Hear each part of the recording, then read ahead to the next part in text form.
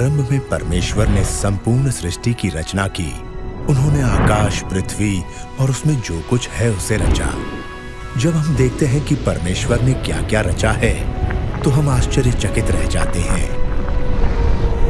जो कुछ परमेश्वर ने रचा वो सब अच्छा था। हर वस्तु उनकी महानता, भलाई और सामर्थ्य को प्रकट करती है। परमेश्वर ने विभिन्न प्रकार के पेड़ पौधे, जंतु और पशु पक्षी बनाए। तब उन्होंने मिट्टी लेकर पहले मनुष्य को बनाया और उसके नथुनों में जीवन फूंका। पहला मनुष्य आदम कहलाया।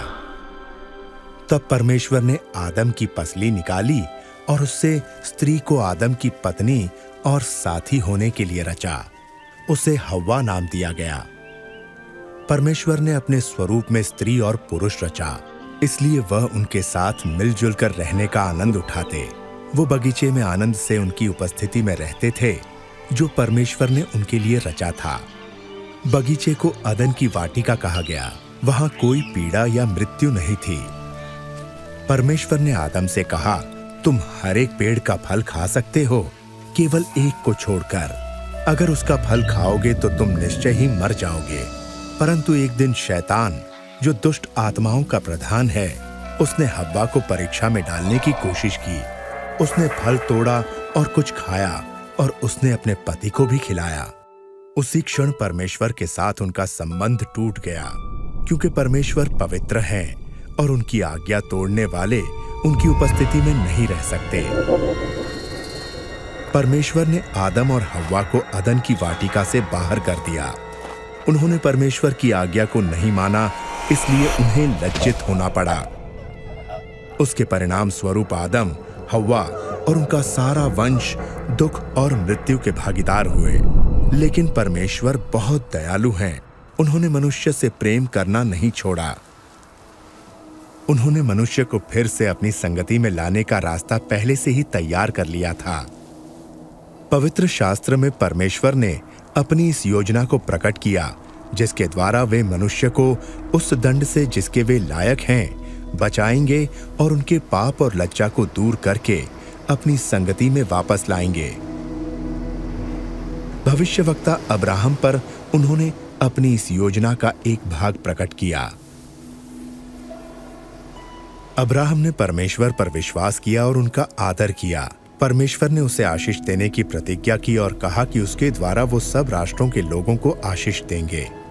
परमेश्वर ने उससे प्रतिज्ञा की कि वे उसके वंश को सागर तट की रेत के कणों और आकाश के तारों के समान कर देंगे।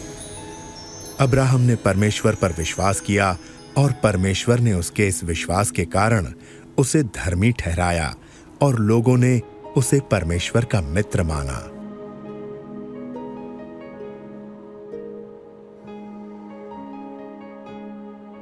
एक दिन परमेश्वर ने अब्राहम की परीक्षा ली कि वो उन पर विश्वास करता है या नहीं और उनकी आज्ञाओं को मानता है या नहीं। परमेश्वर ने उससे अपने बेटे की बलि देने को कहा। अब्राहम जानता था कि इस एक पुत्र के द्वारा परमेश्वर ने वादा किया है कि वो उसे बहुत बड़ा वंश देंगे। फिर भी उसने परमेश्वर पर विश्वास किया और उनकी आज्ञा मानी। इसलिए अपने बेटे को परमेश्वर के लिए बलि चढ़ाने की तैयारी कर ली। अब्राहम ने अपना खंजर उठाया, लेकिन तभी परमेश्वर ने कहा, अब्राहम, बालक को नुकसान ना पहुंचा। मैं जानता हूं तू मेरा भय मानता है और मेरी आज्ञाओं को मानने के लिए तैयार है। तब अब्राहम ने अपने पास एक मेंढा देखा जो अपने सींग से झाड़ियों में फंसा हुआ था। अब्राहम ने उस मेंढे को लिया जो परमेश्वर ने दिया था और परमेश्वर के लिए उसे अपने पुत्र के बदले बलि चढ़ाया। जब परमेश्वर ने अब्राहम के बेटे की जगह मेंढा उपलब्ध कराया, उन्होंने लोगों के लिए अपने महान प्रेम को प्रकट किया। उनका प्रेम उस अच्छे पिता के प्रेम जैसा है जो अपने पुत्र से प्रेम रखते हैं। इस घटना के द्वारा परमेश्वर ने ये प्रकट किया कि वे मनुष्यों के बदले एक बलि उपलब्ध कराएंगे। बहुत समय पहले परमेश्वर ने भविष्यवक्ताओं पर यह प्रकट किया कि वे एक पाप रहित व्यक्ति को आदम के वंशजों के बदले मरने के लिए भेजेंगे और उनके पाप और लज्जा को दूर करेंगे।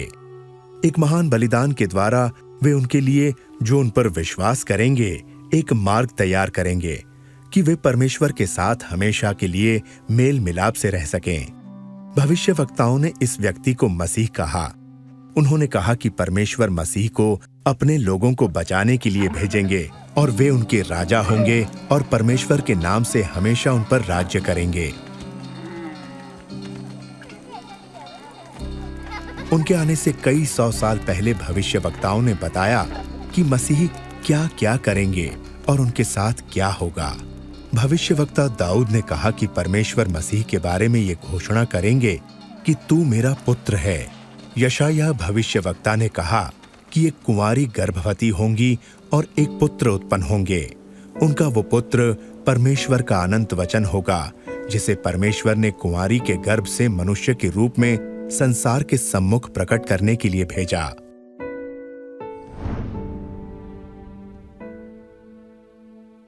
भविष्यवक्ताओं ने यह भी लिखा कि मसीह का जन्म बैतलहम में होगा। उन्होंने भविष्यवाणी की कि वो यरूशलेम में उनके राजा के रूप में प्रवेश करेंगे। उन्होंने ये भी लिखा कि 30 चांदी के टुकड़ों के बदले उनका एक नजदीकी मित्र उन्हें धोखा देगा।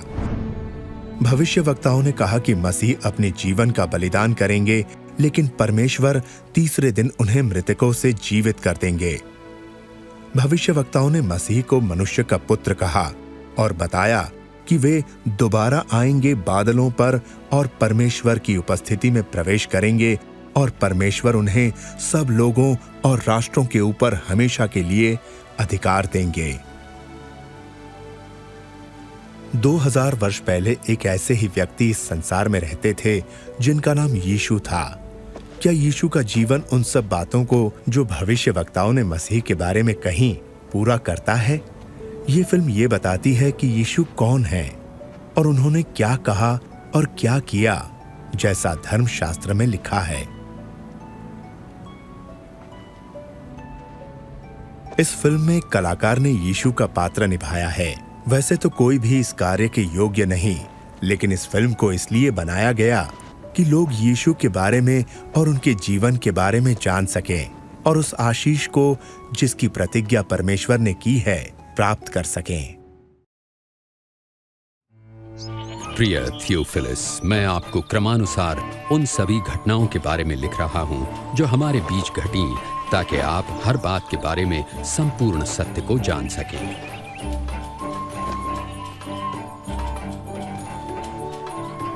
जिन दिनों अगस्तुस कैसर रोम का शासक और महान हेरोदेस यहूदिया का राजा था, परमेश्वर ने नासरत शहर की एक कुंवारी के पास जिब्राइल स्वर्गदूत को भेजा।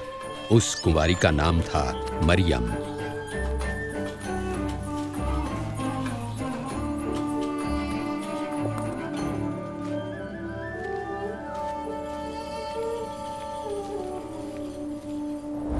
भयभीत न हो मरियम, आप पर परमेश्वर का अनुग्रह हुआ है।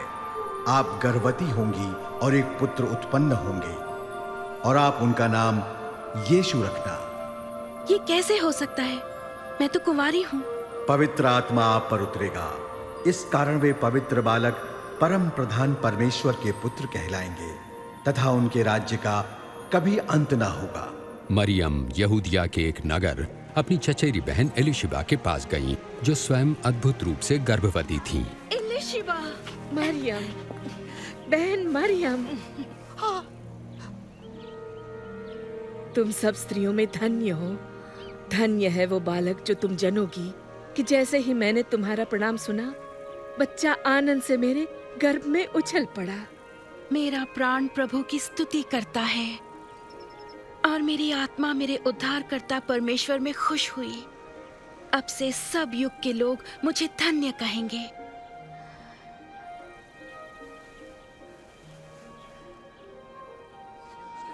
नासरत नगर के सब लोग सुनो कि कैसर अगस्तुस की आज्ञा से गलील और यहूदिया प्रांत के सभी निवासियों की गिनती होगी।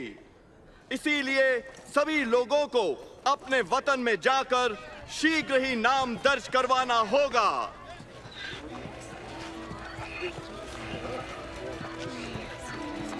और मरियम अपने मंगेतर यूसुफ के साथ नाम लिखाई के लिए यहूदिया के नगर बेतलहम गईं।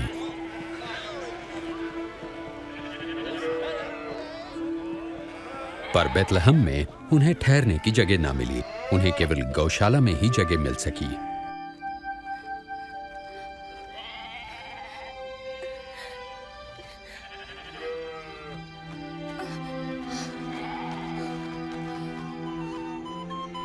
देश के उस भाग में कुछ चरवाहे रात के समय अपनी भेड़ों की देखभाल कर रहे थे।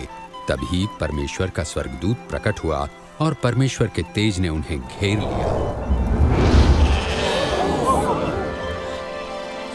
आज के दिन दाऊद के नगर में तुम्हारे लिए एक उद्धारकर्ता जन्मे हैं, अर्थात मसीह प्रभु।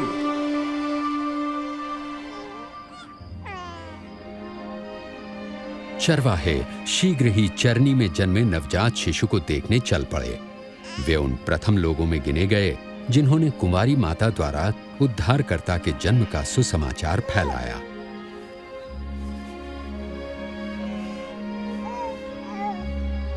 एक हफ्ते बाद जब बालक के खतने का समय आया तो उसका नाम यीशु रखा गया। यूसुफ और मरियम बालक को परमेश्वर के सम्मुख प्रस्तुत करने यरूशलेम ले गए। आराधनालय में शिमोन नामक एक धर्मी और भक्त पुरुष थे जिन्हें पवित्र आत्मा से आश्वासन मिला था कि जब तक वे बालक मसीह का दर्शन न कर लें मृत्यु को न देखेंगे। परमेश्वर, अब आप अपने सेवक को अपने वचन अनुसार शांति से अपने पास बुला लें।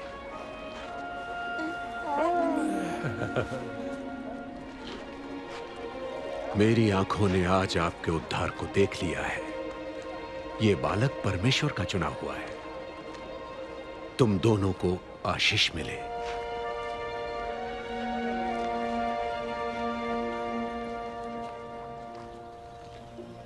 मूसा की व्यवस्थानुसार जब वे धार्मिक कर्तव्यों को पूरा कर चुके तो यरूशलेम से वापस नासरत लौट आए। जब यीशु 12 वर्ष के हुए तो मरियम और यूसुफ उन्हें फसह के पर्व के लिए यरूशलेम ले गए। लौटते समय उन्होंने सोचा कि बालक यीशु उनके साथ है, परंतु यीशु पीछे ही छूट गए थे। उन्हें ढूंढने के लिए वापस शहर लौटे और तीसरे दिन यीशु को आराधनालय में धार्मिक गुरुओं के साथ वार्तालाप करते पाया। ये किसका पुत्र है जो ऐसे प्रश्न पूछता है? हम नासरत से हैं। हमने सोचा ये हमारे साथी है। कृपया आप इसे क्षमा कीजिए। बालक यीशु की बातों ने सबको चकित कर दिया।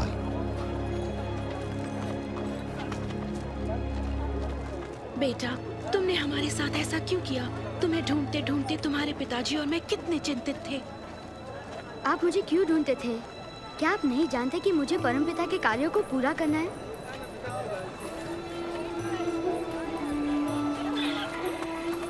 और यीशु उनके साथ नासरत लौटे और परमेश्वर एवं मनुष्य के अनुग्रह में बुद्धि और शरीर से बढ़ने लगे।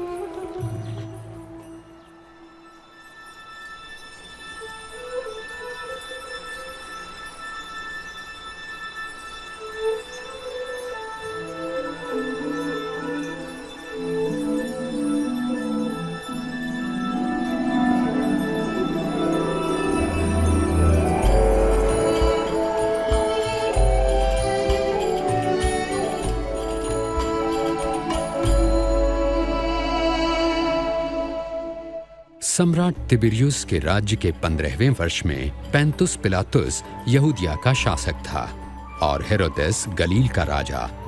हन्ना और कैफा महायाजक थे।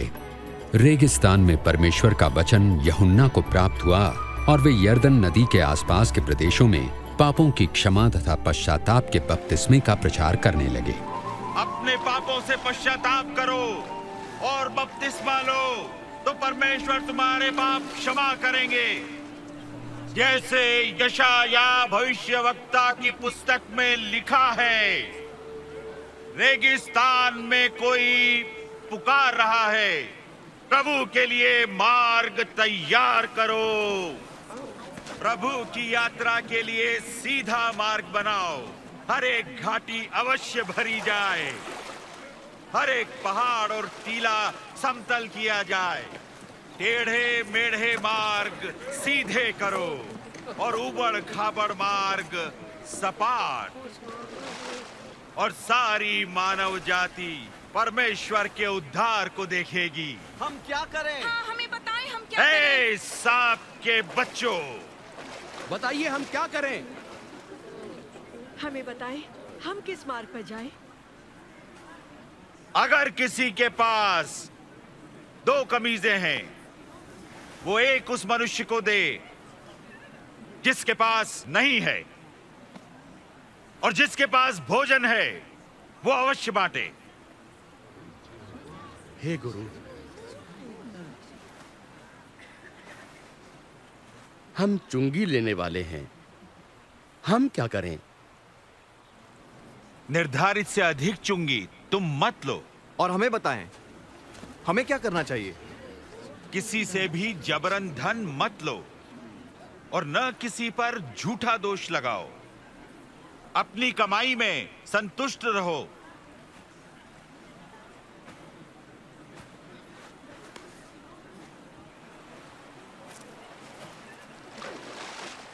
हमें बताएं, क्या आप मसीह हैं?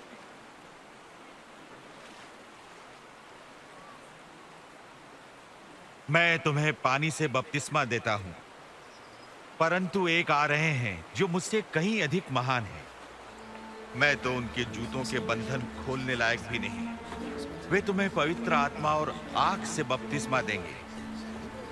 उनका सूप उनके हाथों में है, ताकि वे गेहूं को भूसी से अलग करके अपने खत्ते में रखें।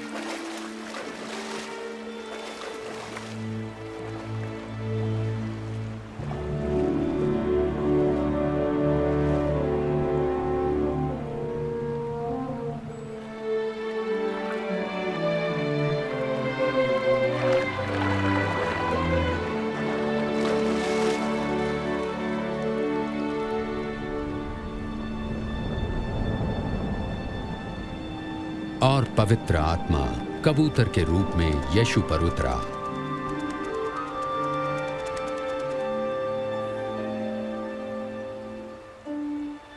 और स्वर्ग से आवाज आई, तुम मेरे प्रिय पुत्र हो, मैं तुमसे प्रसन्न हूं।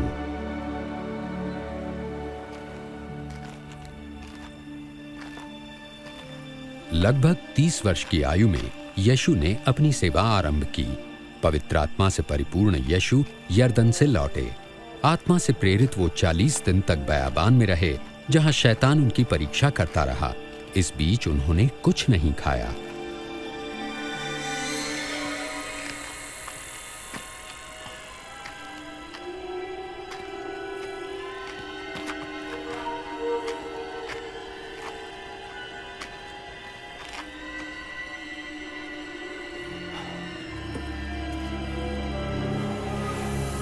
तब शैतान ने उनसे कहा, यदि आप परमेश्वर के पुत्र हैं तो इस पत्थर को रोटी बन जाने की आज्ञा दें।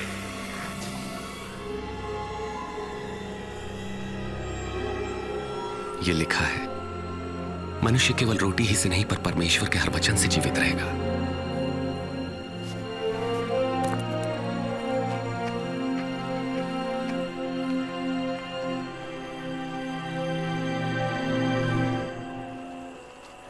तब शैतान उन्हें ऊंचे स्थान पर ले गया और पल भर में जगत के सारे राज्य दिखाए।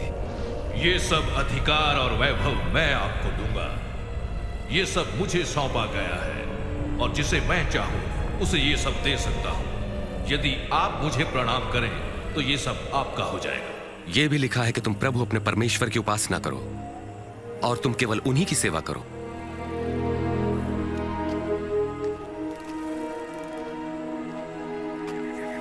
फिर शैतान उन्हें यरूशलेम आराधनालय के गुंबद पर ले गया। यदि आप परमेश्वर के पुत्र हैं तो अपने आप को यहां से गिरा दें, क्योंकि पवित्र शास्त्र में लिखा है कि परमेश्वर अपने स्वर्गदूतों को आज्ञा देंगे कि वे आपकी रक्षा करें। वे आपको हाथों हाथ उठा लेंगे ताकि आपके पांव को पत्थर से ठेस तक न लगे।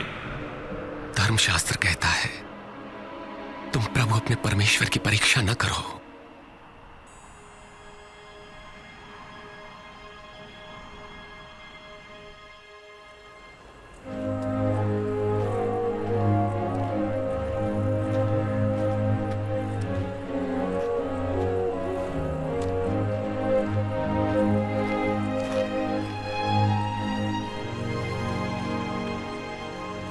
फिर यीशु नासरत आए जहां वो पले बढ़े थे।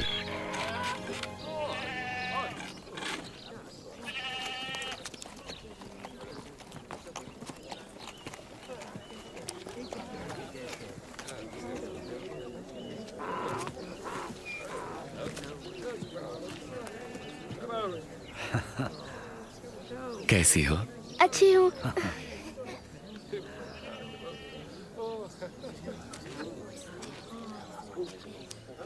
सब्बत यानी विश्राम के दिन नियमानुसार वे आराधनालय गए।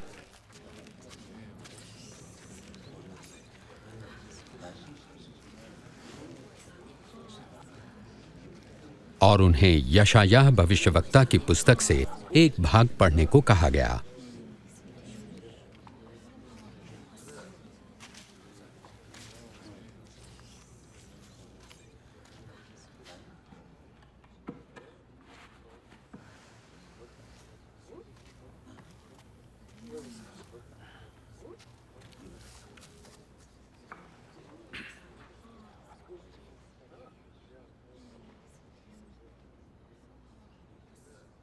परमेश्वर का आत्मा मुझ पर है, क्योंकि उन्होंने मुझे दीनों को शुभ संदेश सुनाने के लिए चुना है।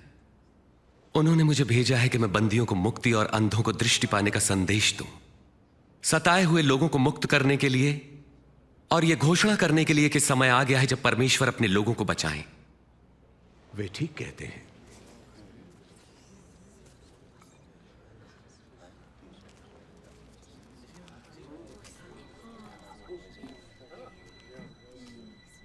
आज धर्मशास्त्र का यह लेख पूरा हुआ जैसा तुमने अभी सुना। क्या परमेश्वर का वचन सच्चा ठहरा? ये प्रतिज्ञा तो केवल मसीह ही पूरा कर सकते हम हैं। कैसे जानेंगे? निसंदेह तुम मुझसे ये कहावत कहोगे, वैद्य स्वयं को चंगा करो। तुम मुझसे ये भी कहोगे, अपने शहर में भी वही करो जैसा हमने सुना आपने कफरनहूम में किया। मैं तुमसे कहता हूं कि कोई भी भविष्यवक्ता अपने शहर में सम्मान नहीं पाता।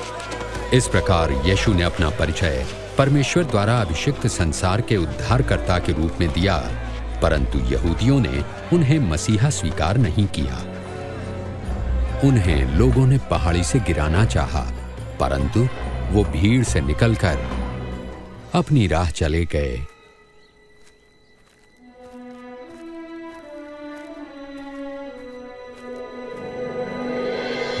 और गलील के नगर कफरनहूम पहुंचे।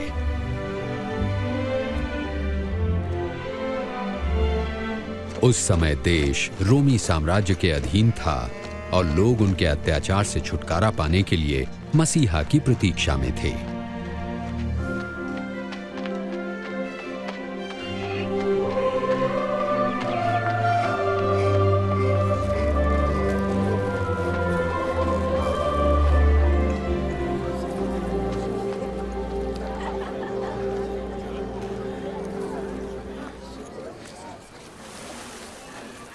तुम्हें शांति मिले। आपको भी स्वामी। तुम्हारी नाव में आ सकता हूं शिमोन? क्यों नहीं? यीशु हमें छोड़कर नहीं जा रहे ना? स्वामी हमें कुछ बताइए। हमें कुछ बताएं। प्रभु यीशु हमें उपदेश दें।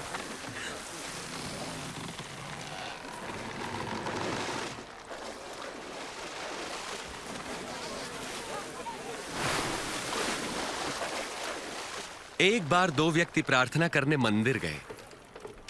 एक धार्मिक गुरु और दूसरा चुंगी लेने वाला था। धार्मिक गुरु अलग खड़ा होकर यूं प्रार्थना करने लगा, परमेश्वर मैं आपका धन्यवाद करता हूं कि मैं दूसरों की तरह लालची, बेईमान और व्यभिचारी नहीं।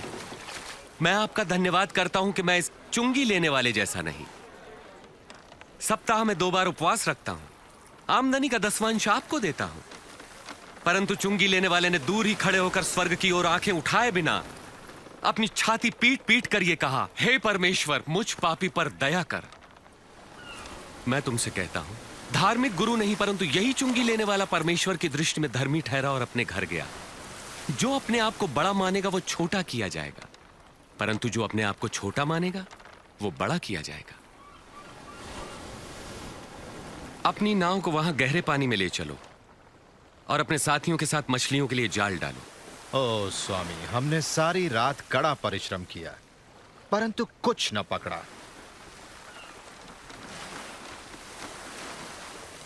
यदि आप कहते हैं तो मैं जाल डाले देता हूं। याकूब, यूहन्ना,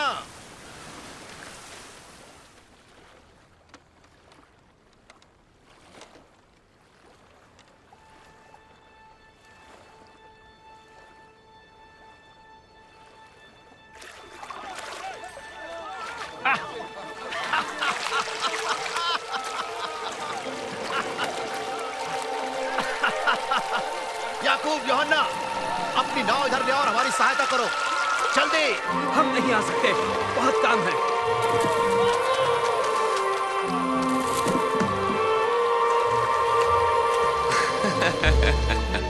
बस काफी है। इतनी मछलियां बहुत हैं।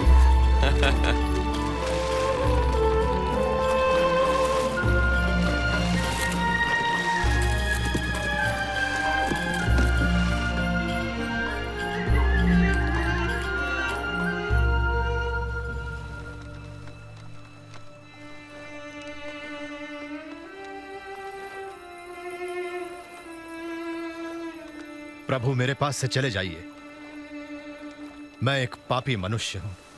तुम डरो मत, अब से तुम लोगों को मेरे पास लाओगे।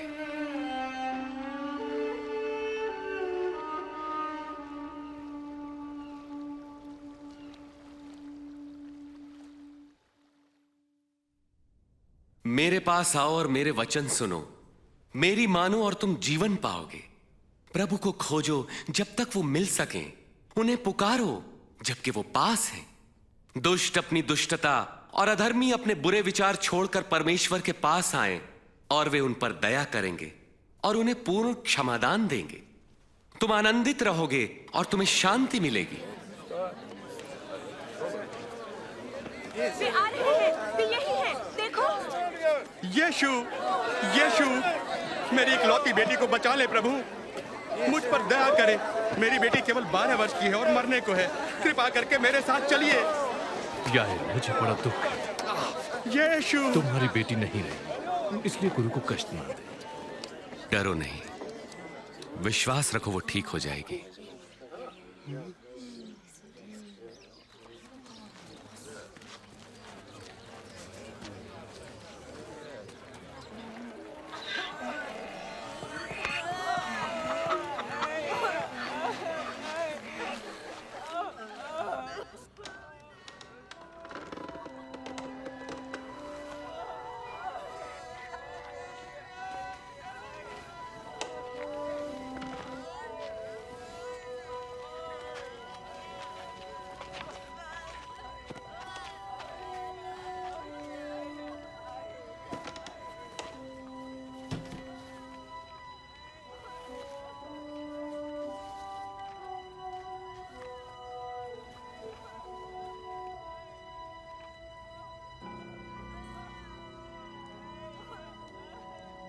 तुम रो मत, वो मरी नहीं है, वो तो बस सो रही है।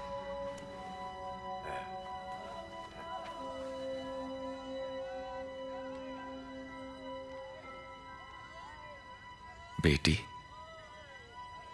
उठो।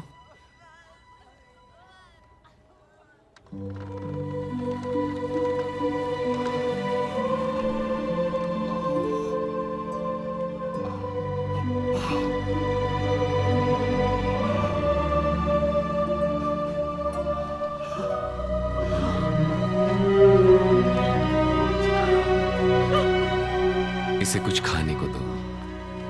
ध्यान रहे, यहां जो हुआ है किसी से न कहना।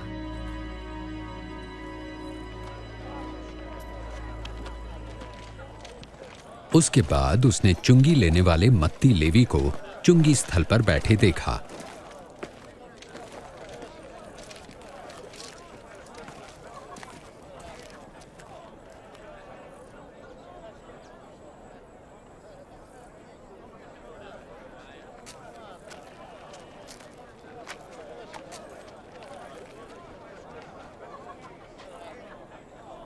मेरे पीछे आओ।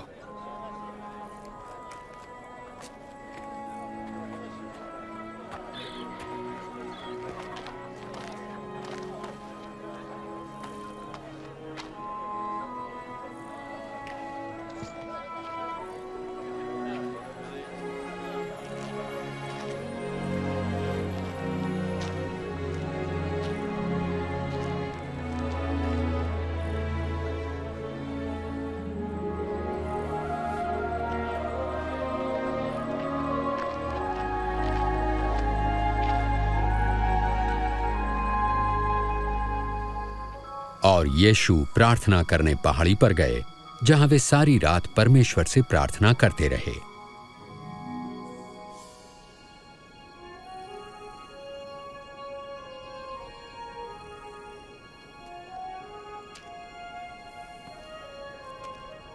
और अगले दिन उन्होंने 12 शिष्यों का अभिनंदन कर उन्हें प्रेरित कहा।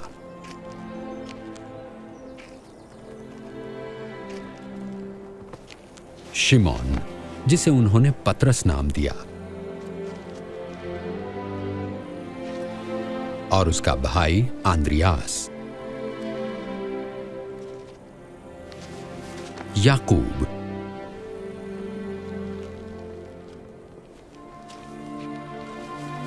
और यूहन्ना,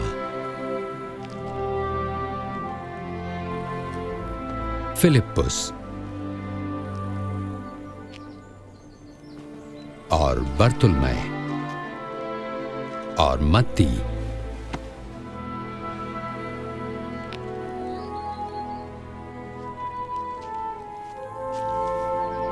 और थोमा,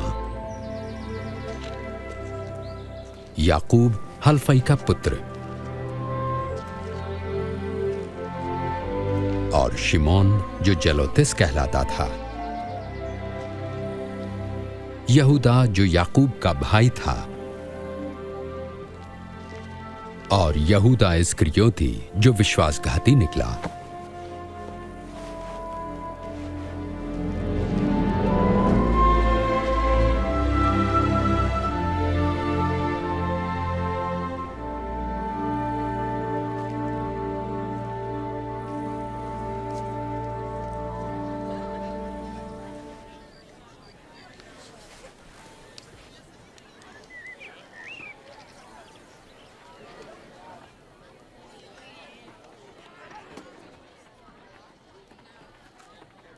धन्य हो तुम जो दीन हो, परमेश्वर का राज्य तुम्हारा है।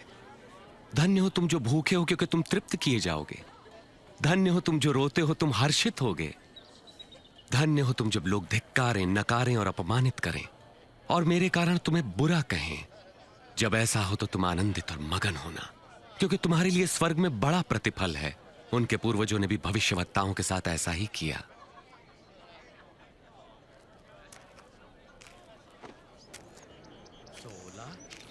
17, 18, 19, 20। मेरे पास बस इतना ही है। क्या मतलब तुम्हारा इतना ही है तुम्हारे पास? हाय तुम पर जो अब धनी हो, तुमने आराम का जीवन बिता लिया।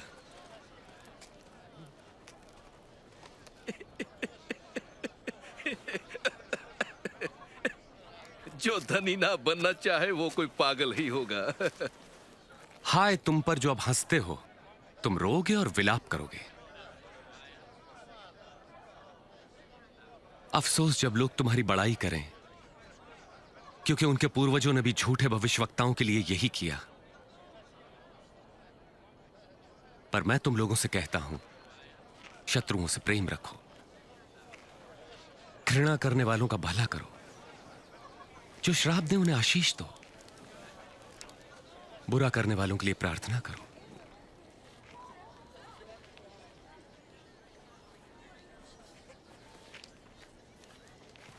तुम्हारे एक गाल पर कोई थप्पड़ मारे तो उसकी ओर दूसरा भी फेर दो।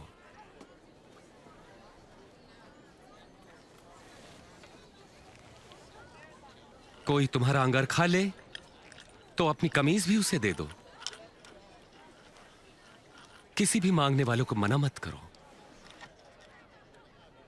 यदि कोई तुम्हारी वस्तु ले ले तो उसे वापस मत मांगो। तुम वही करो जैसा व्यवहार तुम दूसरों से चाहते हो।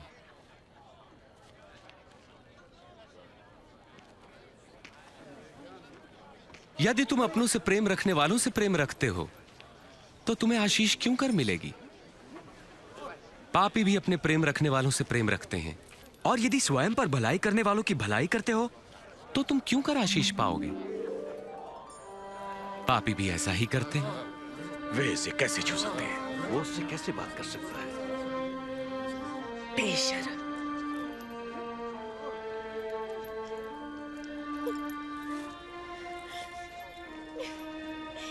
नहीं, शत्रुओं से प्रेम रखो, उनका भला करो, उधार देकर वापसी की आशा न रखो, तब तुम्हें बड़ा प्रतिफल मिलेगा। तुम परम प्रधान परमेश्वर की संतान ठहरोगे। वो दुष्टों और आभार न मानने वालों पर भी कृपालु है। दयावंत बनो जैसा तुम्हारा परम पिता दयावंत है। यीशु हमें बचाइए। आरोप मत लगाओ तो तुम पर भी नहीं लगेगा, दोष मत लगाओ तो तुम पर भी दोष नहीं लगेगा। क्षमा करो तो तुम्हें भी क्षमा मिलेगी। प्रभु हमें अपने मार्ग पे चलाएं।